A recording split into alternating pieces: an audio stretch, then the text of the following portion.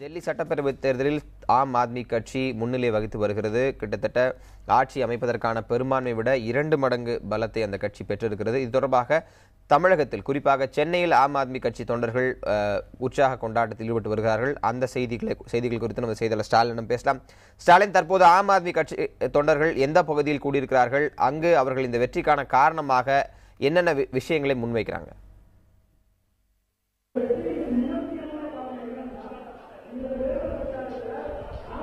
செம்மல், தற்போது ஆம் ஆத்மி கட்சி டெல்லியில் 2வது முறையாக ஆட்சியை பிடித்து வரும் நிலையில் இங்கு சென்னை தமிழகத்தில் ஆம் ஆத்மி கட்சியினர் தொடர்ந்து உற்சாகமான கொண்டாட்டத்தில் ஈடுபட்டு வருகிறார்கள். அவர்கள் அதாவது பிஜேபி பாரதிய ஜனதா கட்சியின் வீழ்ச்சியாகத்தான் இந்த வெற்றியை பார்க்கிறார்கள். ஆம் ஆத்மி கட்சிக்கு கிடைத்த 2வது அறுதி பெரும்பான்மை வெற்றியாகத்தான் இவர்கள் பார்க்கிறார்கள். இது குறித்து பேசுவதற்காக ஆம் ஆத்மி கட்சி தொண்டர்கள் நம்மிடையே இருக்கார்கள். அவர்கிட்ட கேட்போம். சார், நீங்க சொல்லுங்க, தற்போது அறுதி பெரும்பான்மையுடன் டெல்லியில ஆம் ஆத்மி கட்சி ஆட்சி அமைக்க போகிறது. இது குறித்து உங்களுடைய கருத்து என்ன? இந்த வெற்றிக்கான முக்கிய காரணம் என்ன? இந்த வெற்றிக்கான முக்கிய காரணம் நாங்க எல்லா விஷயங்களையும் மக்களிடம் வெளிப்படையா இருந்தோம். எங்களுடைய தேர்தல் நிதியிலிருந்து எல்லா விஷயங்களும் வெளிப்படையா இருந்தோம். மக்களுடைய கருத்துக்கள் மக்களுக்கு எந்த தேவையோ அதை கொண்டு போய் அவங்க முன்னாடி நிறுத்தினோம். அவங்களுக்கு என்ன தேவையோ அதை நாங்க செஞ்சு கொடுக்கிறோம்னு சொன்னோம். மற்றவர்கள் மாதிரி இந்த போலியான வாக்குறுதிகள் கொடுத்துட்டு அதை நிறைவேற்ற முடியாம தவிக்கல. என்ன தேவையோ அதை செஞ்சு கொடுக்கிறோம்னு சொன்னோம். அது மக்கள் அதை தான் எதிர்பார்த்தாங்க. அவங்க எதிர்பார்த்ததை அவங்களுக்கு நாங்க கொடுத்த போது வெற்றி தன்னால வந்துருச்சு. இப்ப ஆம் ஆத்மி கட்சி 2வது முறையாக ஆட்சி அமைக்க போகிறது. கடந்த முறை 49 நாட்கள் ஆட்சியில் இருந்த ஆம் ஆத்மி கட்சிக்கு 2வது முறையாக தலைநகர மக்கள் திருப்பி அந்த வாய்ப்பை கொடுத்திருக்காங்க. இந்த முறை ஆம் ஆத்மி கட்சி எப்படி ஒரு நல்ல ஆட்சியை கொடுக்க போகுது? 49 நாட்கள்ல என்ன ஆட்சி பார்த்தாங்களோ அதே மாதிரியே அதை விட இன்னும் பலமாக, ஏன்னா நாங்க முழு மெஜாரிட்டியோட வந்திருக்கோம். அதனால அந்த 49 நாட்களே மிக அருமையான ஆட்சி தான் இருந்தது. அதே ஆட்சி அதை விட இன்னும் பல நன்மைகள் கண்டிப்பாக நடக்கும். செம்மல், நீங்க கேட்டிருப்பீங்க, அதாவது ஆம் ஆத்மி கட்சியை பொறுத்தவரை வெளிப்படைத்தன்மையுடன் மக்களுக்கு தங்களுடைய கருத்துக்களை தெரிவிப்பதால் தற்போது 2வது முறையாக டெல்லியில் தங்களுக்கான ஆட்சியை அமைப்பதற்கான வாய்ப்பை தலைநகர மக்கள் கொடுத்திருக்கிறார்கள். ஆம் ஆத்மி கட்சியினர் தற்போது தமிழகத்தில் தெரிவித்துள்ளார்கள். அதாவது நாடாளுமன்ற தேர்தலுக்கு பிறகு பாரதிய ஜனதா கட்சி பல்வேறு மாநிலங்களில் ஆட்சியை பெற்றிருந்தாலும் தலைநகர மக்கள் தற்போது ஆம் ஆத்மி கட்சிக்கு இந்த வாய்ப்பை கொடுத்திருக்கிறார் என்றுதான் கூற வேண்டும். செம்மல், ஸ்டாலின், இது தொடர்பான அடுத்த கட்ட தகவலுக்கு மீண்டும் உங்களை தொடர்பு கொள்றோம். உங்கள் தகவலுக்கு நன்றி. திரு விஜயசங்கர், உங்களிடம் ஆரம்பிக்கலாம்னு நினைக்கிறேன். பல்வேறு காரணங்கள், பகுப்பாய்வுகள், காங்கிரஸினுடைய ஓட்டு ஷிஃப்ட் ஆகி இவங்களுக்கு வந்திருக்கு, ஆம் ஆத்மிக்கு வந்திருக்கு, பிஜேபியினுடைய திட்டங்கள் மக்களை சென்று சேரவில்லைன்னு சொல்லப்பட்டாலும் ஒரு செய்தியாளராக, ஒரு பத்திரிகையாளராக நீங்க பார்க்கக்கூடிய அந்த கோணம் என்ன? என்னுடைய கோணம் என்பது இது வகுப்புவாதத்திற்கு எடுத்த பெரிய மரணடி தான். அதாவது மக்கள் தெளிவாக இருக்கிறார்கள். மதச்சார்பின்மை என்பது ரொம்ப முக்கியம். ஏன் இது சொல்றேன்னா, இந்த நேரத்தில் இவர்கள் ஆட்சிக்கு வருவதற்கு முன் இந்த பிரச்சார காலம் முழுவதும் இவர்கள் பேச டெவலப்மெண்ட், வளர்ச்சி வளர்ச்சி வளர்ச்சி என்ற ஸ்லோகன் தான். அதை தவிர இவங்க வேற எதுவுமே பேசல.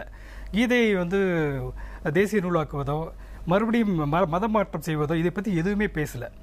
எல்லாமே வளர்ச்சி வளர்ச்சி என்று பேசினாங்க. ஆனால் அந்த அந்த பிரச்சார காலத்திற்கு பிறகு வந்த காலம் முழுவதும் வளர்ச்சி என்ற ஸ்லோகனே இல்லை எங்கேயுமே. நான் உடனே ஃபர்ஸ்ட் ஸ்டேட்மெண்ட், இந்த கவர்மெண்ட் ஃபர்ஸ்ட் ஸ்டேட்மெண்ட் ஆர்டிகல் 370 அப்ரோகேட் பண்ணுவோம். வெளியே ஃபர்ஸ்ட் பிரஸ் கான்ஃபரன்ஸ் சொல்றாரு. அதுக்கு அடுத்தது நாங்கள் மதமாற்றம் செய்வோம். இப்படி உங்களுக்கு அதாவது வளர்ச்சி என்று சொல்லிவிட்டு இதை நீங்க வேறு விதத்தில் திசை திருப்ப. ஏன்னா என்ன பிரச்சனைனா, இவர்கள் சொல்லக்கூடிய வளர்ச்சி என்பது காங்கிரஸ் சொல்லக்கூடிய வளர்ச்சியிலிருந்து மாறுபட்டது அல்ல. கார்பரேட் டெவலப்மெண்ட், அதாவது தனியார் நிறுவனங்களுக்கான, சில குறிப்பிட்ட நிறுவனங்களுக்கான வளர்ச்சி பாதை தான் இவர்கள். இதையும் மக்கள் நிராகரித்திருக்கிறார்கள். இந்த வளர்ச்சி எங்களுக்கு தேவையில்லை. ஆம் ஆத்மி இவர்களுக்கு முன்வைத்த வளர்ச்சி பாதை என்பது வேற. இவர்கள் இதுல முக்கியமான ஒரு விஷயம் என்ன பார்க்கணும், இவர்கள் என்ன இவர்களுக்கும் காங்கிரஸுக்கும் அதிகம் வித்தியாசமே இல்லை கொள்கை அளவில் பார்த்தீங்கன்னா, காங்கிரஸுக்கும் பிஜேபிக்கும். ஸோ அதனால வேற எதுவுமே சொல்றதுக்கு இல்லை மக்களிடத்தில். அப்போ திசை திருப்பும் வேலை தொடர்ந்து நடந்து கொண்டிருந்தது. அதை மக்கள் முறையெடுத்திருக்கிறார்கள். டெல்லியில் இன்னொன்று கர்வாப்சினா இப்போ பிஜேபி நீங்க திரும்ப வீட்டுக்கு போங்கன்னு சொல்றாங்க. அப்படிதான் தோணுது எனக்கு பார்த்தா. அதனால உண்மையான வளர்ச்சி எது, உண்மையான மதச்சார்பின்மை தான் எங்களுக்கு வேணும் என்பதை மக்கள் தெளிவாக நிரூபித்திருக்கிறார்கள். அதில் 2 பார்த்தீங்கன்னா, பிஜேபியோட 4-5, காங்கிரஸ் இப்போ 0ல தான் நிக்குது. 2 பேரும் பின்பற்றிய பொருளாதார கொள்கைகளுக்கு இது பெரிய அடி. இதிலிருந்து காங்கிரசும் பெரிய பாடம் படுதுன்னு இதுக்கு பிறகாவது நீங்கள் உண்மையான மக்கள் சார்ந்த வளர்ச்சி அப்படி என்பது வர வேண்டும். அது என்ன என்பது நம்ம பேசலாம். மக்கள் சார்ந்த வளர்ச்சினா, மக்கள் சாராத வளர்ச்சின்னு சொல்லும்போது நம்ம என்ன சொல்றோம்னா, இவங்க ஒரு முக்கியமான ஒரு விஷயம் சொல்லணும். எதிர்பார்ப்புகள் அதிகம். மோடிக்கு வந்தப்போ வந்து எதிர்பார்ப்புகள் வந்து பயங்கரமாக எதிர்பார்ப்பு அதிகமாகி மக்கள் எல்லா தரப்பினர் இப்போ இதே நிகழ்ச்சியெல்லாம் பேசும்போது ஃபோன்-இன் ப்ரோக்ராம் வந்தவங்க வந்து மோடியை எதிர்த்து பேசாதீங்க, எல்லாம் பெத்த படித்தவர்கள் பேசாதீங்க அப்படி சொன்னாங்க. இன்னொருத்தர் வந்து ஒரு நண்பர் வந்து ஒரு நிகழ்ச்சியில் சொன்னார், விதை போட்ட உடனே நோண்டி பார்க்கக்கூடாது அப்படின்னு. அப்போ நான் என்ன சொன்னேன்னா, விதை போட்டிருக்கீங்க, நோண்டி பார்க்கல, நீங்கள் என்ன விதை போட்டிருக்கிறீர்கள் எங்களுக்கு தெரிகிறது. அந்த காங்கிரஸ் போட்ட விதையை தான் நீங்கள் வந்து வேறு மாதிரி போட்டிருக்கீங்க அப்படி சொன்னியும். இந்த நேரத்தில் என்னென்னா, இவங்க 2 பேரும் பின்பற்றிய கொள்கைகளுக்கு வந்து இது பெரிய அடிதான். அதனால தான் இப்படிப்பட்ட ஒரு முடிவு. ஆனால் காங்கிரஸுக்கு இவங்களுக்கு பெரிய வித்தியாசம் என்னென்னா, இதை வந்து ஃபுல்லாக டைவர்ட் பண்ணி இந்த எல்லாமே மதம் சம்பந்தப்பட்ட விஷயங்கள், இந்து ராஷ்டிரம் எதுக்கு எடுத்தாலும் மோகன் பகவத் இந்து ராஷ்டிரம் மக்களுக்கு அது தேவையில்லை. இந்த ராஷ்டிரம்னால எனக்கு தேவையான வளர்ச்சி, எனக்கு தேவையான வேலை, எனக்கு தேவையான தண்ணீர், எனக்கு தேவையான சுகாதாரம், எனக்கு தேவையான கல்வி, இந்த வளர்ச்சியை தான் மக்கள் விரும்புகிறார்கள் என்பது தெளிவாக காட்டுகிறது டெல்லி எலெக்ஷன். இது வந்து மற்ற கட்சிகளுக்கும் வந்து பாடம். இது உங்களுடைய கருத்துக்கு பதில் கருத்து கேட்கலாம் திரு எச் ராஜாவிடம். திரு எச் ராஜா, அதாவது சாமானியனுக்கு என்ன தேவை அப்படிங்கிறத தவிர்த்து விட்டு பெருநிறுவனங்களுக்கான தேவையை மட்டும் பாரதிய ஜனதா கட்சி பார்த்து கொண்டிருந்தது, அதை பற்றி மட்டுமே பேசிக் கொண்டிருந்தது. அதோடு சேர்த்து மதம் சம்பந்தப்பட்ட மதச்சார்பின்மைக்கு எதிரான கருத்துக்களை விதைத்து வந்தது. இதுதான் பாரதிய ஜனதாவோட தோல்வி காரணம். விஜயசங்கர் ஒரு கருத்தை முன்வைக்கிறார். உங்களுடைய பதில் என்ன? அதாவது இந்த குருடர்கள் 5 பேர் யானையை பார்த்து விமர்சனம் செய்ததை போல சிலர் தொடர்ந்து செய்து கொண்டிருக்கிறார்கள். இந்த பேச்சு விஜயசங்கர் அவர்கள் எந்த ஆட்சிக்கு வந்த பிறகு ராஜாவின் மொழி வந்து எப்படி மோசமா மாறிப்பட்டது, குருடர்ங்கிறாரு, செருப்பால் அடிப்பேன்னு சொல்றாரு. இதற்கு தான் அடி கொடுத்திருக்கிறாரு. Mister Vijayashankar, I did not intervene. Be a Democrat, be a decent person. நீங்கள் குருடர்கள் சொல்லாதீங்க. You have to be a Democrat. No, you be a Democrat. You be a Democrat. நீங்கள் பொது மேடைகளில் நீங்க பேசும் பேச்சா இது? No, Mr. விஜயசங்கர், நான் குறிக்கிடல. சரி, ஓகே, நான் முத குறிக்கிடல. இதுதான் உங்களை போன்ற ஹிந்து விரோதிகளுடைய செயல்பாடு. இந்த பேச்சு தான் உங்களுக்கு இன்டிசென்ட்டா இருக்க கூடாது. யார் இன்டிசென்ட்? நான் வந்து வளர்ச்சி பத்தி பேசினா, மதச்சார்பினை பத்தி பேசினா, நீங்க குருடர்கள். You are indecent. Why you are intervening me? Because you are talking. I don't want to say. இங்க பாருங்க, உதாரணங்கள் உபமானங்களை வைத்து பேசக்கூடாது. You be decent. இல்ல ராஜா, நம்ம அந்த விவாதத்தை இல்ல ராஜா, நீங்க கருத்துக்களை முன்வைங்க. குறிக்கிடலங்க. இவ்வளவு பெரிய தோல்விக்கு பிறகு இவ்வளவு அரகட்ட பேச நம்ம என்ன பண்றது? இல்ல உங்களுக்கு இல்ல நம்ம விவாதத்தை விட்டு வேற இடத்துல போக வேண்டாம் திரு எச் ராஜா, நீங்க பதில முன்வைங்க. I kept quiet. Thiru H Raja, விவாதத்தை விட்டு வேற இடத்துக்கு போக வேண்டாம். இல்ல நீங்க அவர் பேசுறத நான் தலையிட்டேனா? சரி, நீங்க உங்க பதில தொடர்ந்து பதிவு செய்யுங்க. அவர் பேசும்போது நான் தலையிடல. சரி, தொடர்ந்து பேசலாம் திரு ராஜா, பேசுங்க, தொடர்ந்து பேசுங்க. அதாவது இந்த ஃப்ரண்ட்-லைன் மேகசின், இந்த பத்திரிகைகள்லாம் இப்படித்தான் எழுதி கொண்டே இருப்பார்கள். ஆனால் மக்கள் இவங்களை எந்த இடத்துல வைக்கணுமோ வச்சிருக்காங்க. எதிராளியினுடைய கருத்தை கேட்கறதுக்குள்ள இடையில குறுக்கிடுறது மிகப்பெரிய ஜனநாயக விரோத செயல். இல்ல அவர் முன்வைத்த கருத்துக்களுக்கு நீங்க முன்வைப்பதற்கான அனைத்து அவகாசமும் உங்களுக்கு இருக்கு. நீங்க தொடர்ந்து பதில முன்வைங்க திரு எச் ராஜா. அதாவது பாரதிய ஜனதா கட்சி மோடி அவர்கள் தலைமையிலான ஆட்சி அமைந்த பிறகு மகாராஷ்டிராவில் தேர்தல் நடந்திருக்கு, ஹரியானாவில் தேர்தல் நடந்திருக்கு, இப்போ சமீபத்தில் சில நாட்களுக்கு முன்பாக ஜார்க்கண்டில் நடந்திருக்கு. இதில் எல்லா இடத்திலும் பாரதிய ஜனதா கட்சி வெற்றி பெற்றிருக்கிறது. ஆகவே Delhi election it is a local factor. 1, இதுக்கும் பாரதிய ஜனதா கட்சி மோடி சர்க்காருக்கும் எந்த தொடர்பும் கிடையாது, டெல்லியில் மாநிலத்தில் ஆட்சி வருவதை பற்றி. 2வது, நாம் எப்பொழுதுமே ஈவன் 84 கூட திருமதி இந்திரா காந்தியினுடைய படுகொலையால் ஏற்பட்ட அனுதாப அலையால் பாரதிய ஜனதா கட்சி 2 சீட்டு தான் வந்தது. திரு சுதர்சன் நாச்சியப்பன் அவர்கள் கூட ஏதோ இந்த சந்தடி சாக்கில் பிஜேபி 2 வசைபாடலாம் நினைச்சு என்னவோ இது வந்து பாரதிய ஜனதா கட்சி வியாபாரிகள் கட்சின்னு. நாடு முழுக்க கோடிக்கணக்கான மக்கள், பல மாநிலங்களில் 50% மேலே ஓட்டு போடுறவங்களாம் வியாபாரிகளா என்ன? ஆரம்பத்திலிருந்தே நான் சொல்றேன், ஜனசங்க காலத்திலிருந்து பிஜேபி ஜனசங்க ஜெயிச்சது 67, 77, 93. தொடர்ந்து டெல்லி எங்களுக்கு ஒரு டிஃபிகல்ட் ஏரியா தான். ஆனால் நாம் இங்கே என்ன பார்க்க வேண்டியிருக்கு, எங்களோட பேசிக் சப்போர்ட் பேஸ் எள்ளுமுனை அளவு கூட குறையலை. போன சட்டமன்ற தேர்தலில் வாங்கிய அதே சதவீதம் மட்டும் எங்களுக்கு இருக்கு. ஆனால் சீட்டுகளில் ஒரு பெரிய நஷ்டம் ஏற்பட்டிருப்பதற்கு காரணம் காங்கிரஸ் கட்சியினுடைய வாக்குகள் முழுமையாக ஆம் ஆத்மி கட்சிக்கு. இல்ல அந்த இடத்துல தான் திரு எச் ராஜா கேள்வியே எழுகிறது.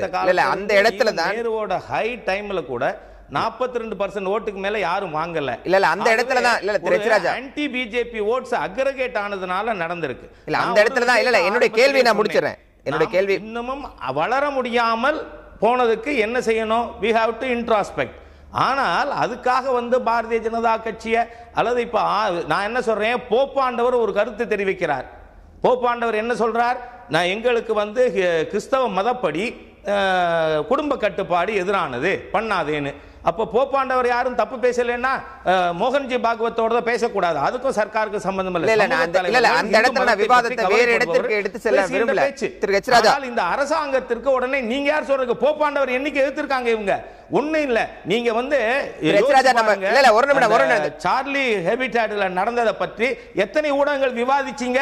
எத்தனை பேப்பர்ல இல்ல அது தனியான விவாதம், தனியான விவாதம். நம்ம அதுக்கு இப்ப போக வேண்டாம். படம் வந்ததுன்னு மன்னிப்பு கேட்டீங்க, ஆனா மாதொரு பாகத்தை பத்தி என்ன பண்ணீங்க? ஆவே ஊடகங்கள்ல நீங்க உங்களோட you enjoy your anti BJP stand, அது எனக்கு ஆட்சேபனை இல்லை. நீங்கள் மோசமானவர்கள், நீங்கள் கருத்து சுதந்திரத்துக்காக இருப்பவர்கள் அல்ல. நீங்க சார்லி ஹேபிடேட் பற்றி இந்தியாவில் எந்த விவாதம் வராத காரணம் அதை நீங்க எதிர்த்து பேசினா கழுத்துல தலை இருக்காதுங்கிற பயந்தாங்குழித்தனம். இல்ல திரு எச் ராஜா நான் அந்த மாதிரி விவாதங்கள் இல்ல ஒரு நிமிஷம் இல்ல இந்த விவாதத்தை நடத்துகிற அடிப்படையில் ஒரு விஷயத்தை தெளிவுபடுத்துறேன். நம்ம இந்த விவாதத்தினுடைய விலகி போவதை எந்த இடத்திலும் நான் இந்த இடத்துல அனுமதிக்க முடியாது. விஜயசங்கர் அவர் எதுக்கு ஹிந்து விரோதமா பேசணும்? இல்ல எந்த கருத்தையும் அனுமதிக்க முடியாது. நீங்க அதுக்கான பதில் கருத்துக்கள் முன்வைக்கலாம். ஆனா விவாதம் வேறு திசையில போயிட்டு இருக்கு. என்னுடைய அடிப்படை கேள்விதான், கேள்விக்கு நீங்க பதில் சொல்வீங்க நினைக்கிறேன். நீங்க கொஞ்சம் காத்துருங்க. ஆன்டி ஹிந்து ப்ரோ ஹிந்துக்கான விவாதத்துக்கு நம்ம போக விரும்பல. சுதர்சன் நாச்சி இப்ப தற்போது சொல்லலாமா? ஆன்டி ஹிந்துங்கிறாரு. இதே மீடியால தான் இந்த மீடியாவை தான் இவங்க சப்போர்ட் பண்ணிட்டு இருந்தாங்க இவ்வளவு நாள். இதோ அதாவது பிஜேபி ஆட்சிக்கு வரக்கு முன்னாடி மீடியாவோட சப்போர்ட் இருந்தது. இன்னைக்கு பார்த்தா மீடியா மோடியில இருந்து ராஜா வரைக்கும் தெரிந்து வருகிட்டாங்க. இந்த கோபம் தான் உங்களை மறுபடியும் கீழே நம்ம அந்த விவாதத்துக்குள்ள போக வேண்டாம். நம்ம திரு டெல்லி உடனே மீடியாவை அட்டாக் பண்றாங்களே, அத நம்ம அதுக்கு அடுத்த கட்டங்கள அதுக்கான பதில் சார்லி ஹெப்டோ பத்தி எழுதுனதெல்லாம் படிக்க சொல்லுங்க. கணபதி, இப்போ சுதர்சன் நாச்சி படம் நீங்க சில கேள்விகளை முன்வைக்கலாம். இப்ப திரு எச் ராஜா, விஜயசங்கர் ஆகியோர் முன்வைத்த கருத்துக்கள் இருந்து நீங்க உங்களை இதை தொடரலாம். சில முக்கியமான செய்திகள் இருக்கின்றன இப்போது. அதிலே முக்கியமாக டெல்லி அட்மினிஸ்ட்ரேஷன் அரவிந்த் கெஜ்ரிவாலை தொடர்பு கொண்டு எப்போது பதவி ஏற்புக்கான விழாவை வைத்துக் கொள்ளலாம் என்று கேட்டிருக்கிறார்கள். ஆம் ஆத்மி கட்சி இந்த விழாவை விஜய் சவுக் என்று சொல்லப்படும் திறந்தவெளி மைதானத்திலே வைத்துக் கொள்ள விரும்புகிறது. சென்ற முறை கூட நாம் பார்த்திருந்தோம், ராம்லீலா மைதான் என்று சொல்லப்படும் திறந்தவெளி மைதானத்தில் வைத்திருந்தார்கள். இது அதைவிட பெரிய மைதானம், பெரிய அளவிலே மக்கள் கலந்து கொள்ள வேண்டும் என்று விரும்புகிறார்கள். தங்களை மக்களுடைய கட்சி என்று காட்டிக்கொள்ள வேண்டும் என்பதற்காக இந்த முடிவை எடுத்திருக்கிறார்கள். அரவிந்த் கெஜ்ரிவால் கூட ட்விட்டர் மூலமாக தகவல் அனுப்பியிருக்கிறார். நான் மக்களின் முதல்வர், அதை மனதில் கொள்ள வேண்டும், மக்களுக்காக வேலை செய்வோம் என்று சொல்லியிருக்கிறார். இந்த சூழ்நிலையிலே அஜய் மக்கான் தன்னுடைய ஜெனரல் செக்ரட்டரி பதவியை ராஜினாமா செய்திருக்கிறார். இதற்கு காரணம் என்னவென்றால், காங்கிரஸ் ஒரு தொகுதியில் கூட தற்போது முன்னணியில் இல்லை. பாரதிய ஜனதாவே வெறும் 4 தொகுதிகளில் மட்டும்தான் முன்னணியில் இருக்கிறது. ஒரே ஒரு தொகுதியிலே ஹரியானாவை சேர்ந்த இந்தியன் நேஷனல் லோக்தள் முன்னணியிலே இருக்கிறது. ஆகவே ஆம் ஆத்மி கட்சி தனது சின்னமான தொடப்பத்தை வைத்து டெல்லியை மொத்தமாக சுத்தம் செய்துவிட்டது. எந்த கட்சிக்குமே இடமில்லாத சூழ்நிலை இருக்கிறது. ஆகவே நாம் திரு லெனினிடம் இதை கேட்கலாம். இந்த அளவுக்கு மக்கள் ஆம் ஆத்மி கட்சிக்கு ஆதரவு கொடுத்திருக்கிறார்கள், வாக்களித்திருக்கிறார்கள் என்றால் அந்த அளவுக்கு ஆம் ஆத்மி கட்சிக்கு பொறுப்பு இருக்கிறது. அந்த பொறுப்பை எப்படி நிறைவேற்றும்? டெல்லி மக்களுடைய வாழ்க்கை எந்த அளவிலே மேம்படும்? திரு லெனின். ஆம் ஆத்மி கட்சி தேர்தல் களத்தில் முன்வைக்க முன்னாடி தன்னுடைய கால்களை பதிப்பதற்கு முன்னாகவே கிட்டத்தட்ட 70 தொகுதிகளும் சட்டமன்ற தொகுதிகளிலும் ஜன்சபா சொல்லக்கூடிய இடத்துல போய் மக்களிடம் ரெஃபரண்டம் எடுத்திருக்காங்க. இந்தந்த தொகுதியில் உங்களுக்கு என்னென்ன பிரச்சனை இருக்கிறது, இந்தந்த பிரச்சனையில் நாங்கள் எம்எல்ஏயாக நாங்கள் தேர்ந்தெடுக்கப்பட்டால் நீங்கள் என்னென்ன எங்கிட்ட எதிர்பார்க்குறீங்க, உங்களுக்கு அடிப்படை பிரச்சனைகள் என்ன என்பதை ஒரு பெரிய ரெஃபரண்டம் மாதிரி எடுத்து அந்த ரெஃபரண்டம் எதை அந்த எதெல்லாம் நிறைவேற்றக்கூடிய, அதாவது பிராக்டிக்கலா நிறைவேற்றக்கூடிய காரியங்கள் சில விஷயங்கள் இருக்கும், சில விஷயம் ஆட்சியில் நிறைவேற்றக்கூடிய காரியங்கள் சிலவற்றை இருக்கும். இந்த மாதிரி தேவைகள் அனைத்தையும் உணர்ந்து அதை ஒரு பட்டியலை தயாரித்து ஒவ்வொரு தொகுதிக்காக இந்தந்த செயல்களை நாங்கள் ஈடுபடுவோம் என்று அறிவிச்சிருக்காங்க. ஒட்டுமொத்தமா நீங்க டெல்லிக்கான தேர்தல் அறிக்கை நீங்க பாத்தீங்கன்னா அங்க உள்ள மிகப்பெரிய பிரச்சனைன்னு சொல்லக்கூடிய தண்ணீர் பிரச்சனையாகட்டும், இல்ல எலக்ட்ரிசிட்டி பவர் பிரச்சனையா இருக்கட்டும், இந்த 2 பிரச்சனைக்கு என்ன சொல்லியிருக்காங்கன்னா 50% எலக்ட்ரிசிட்டிக்கு உள்ள உங்களுக்கு ஃபேர் ஃபேர்ஸை வந்து உங்க ரேட்ஸை வந்து கம்மி பண்ணணும்னு சொல்லியிருக்காங்க. தண்ணி அதே மாதிரி வந்து 500 லிட்டர் தண்ணி, இது வந்து கடந்த தேர்தலிலே நாங்கள் மக்களுக்கு வாக்களித்தது 500 லிட்டர் தண்ணி ஒரு குடும்பத்திற்கு ஒரு நாளைக்கு தருவோம் என்று சொல்லியிருக்கிறோம். அது மட்டுமல்ல, தண்ணிக்கான கட்டணத்தையும் பாதியாக குறைப்போம் என்று சொல்லியிருக்கிறோம். ஸ்லம் டல்லர்ஸ் சொல்லியிருக்கக்கூடிய சாலை ஓரத்தில் வைக்கக்கூடிய மக்களுக்காக வந்து அவர்கள் தங்குமிடத்தின் இடங்கள் நாங்கள் ஏற்படுத்துவோம் என்று சொல்கிறோம். அதே மாதிரி பெண்களுக்கான பாதுகாப்பு, பெண்களுக்கு பாதுகாப்பதற்காக கிட்டத்தட்ட ஒரு 15,000 சிசிடிவி கேமராஸ் டெல்லியில் உள்ள அனைத்து தெருக்களிலும் நாங்கள் ஏற்படுத்துவோம் என்று சொல்கிறோம். இந்த மாதிரி பல்வேறு விதமான திட்டங்களை சொல்கிறோம். இளைஞர்கள் என்று பார்த்தால் இளைஞர்களுக்காக இப்போதைக்கு இருக்கக்கூடிய கல்லூரியை விட இனி இப்போ 50 கல்லூரிகள் இருந்தால் 100 கல்லூரிகளாக நாங்கள் மாற்றுவோம் என்று வாக்குறுதி கொடுத்திருக்கிறோம். அது மட்டுமல்ல, டெல்லி அதாவது இப்போதைக்கு எல்லாமே வந்து தகவல் தொழில்நுட்பம், இன்ஃபர்மேஷன் டெக்னாலஜி சார்ந்த விஷயங்கள் இருக்கிறது. இளைஞர்கள் பல பேர் நாட்டுக்காக இல்லை அரசியல் கால்பதிக்க வேண்டும் என்று நினைக்கிறார்கள். ஸோ அவர்களுடைய ஆதங்கங்களை எல்லாம் முன்னிறுத்தி இளைஞர்களுக்கு அரசியல் முன்னுரிமை கொடுக்கப்படும் என்கிறோம். கரப்ஷன் எதிராக எல்லா திட்டத்தையும் நாங்கள் நிறைவேற்றும் என்கிறோம். ஜன்லோக்பால் திட்டம் உட்பட இப்படி பல்வேறு விதமான திட்டங்களை எல்லாம் நாங்கள் மக்களுக்கு அறிவித்திருக்கிறோம். அது எங்களுடைய ரெஸ்பான்சிபிலிட்டி சொல்லுகிற எங்களுடைய கடமை. நாங்கள் ஆட்சி பொறுப்பில் ஏற்றவுடன் எந்த அளவுக்கு இடைவெளி இருக்கிறது என்பதை முக்கியமாக பார்க்க வேண்டும். ஃப்ரீ வைஃபை கொடுக்க போகிறோம் என்று கூட சொல்லி இருக்கிறார்கள். அதெல்லாம் உண்மையாகவே செய்ய முடியுமா என்று சந்தேகம் இருக்கிறது. அடுத்தபடியாக இன்று காலையிலே காங்கிரஸ்